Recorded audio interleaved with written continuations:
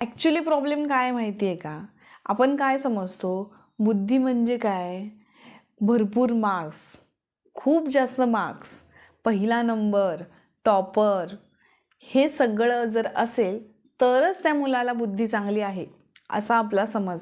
पण खरं सांगायचं तर बुद्धीचा विकास होणं किंवा बुद्धी असणं म्हणजे काय माहिती आहे?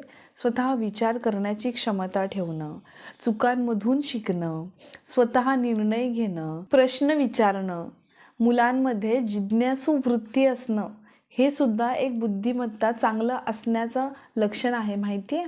आणखी एक सांगायचं म्हटलं, एखाद्या मुलाला बुद्धी असणं म्हणजे काय, तर तो स्वतः उपाय शोधणं, आपल्याला अपयश का आलंय, आपण का कमी पडलोय याच्यावर विचार करून निर्णय घेणं, याच्यावरती उपाय शोधणं आणि त्याच्यावर काम करणं, हे ज्या मुलामध्ये आहे तो म्हणजे बुद्धिमान असणं.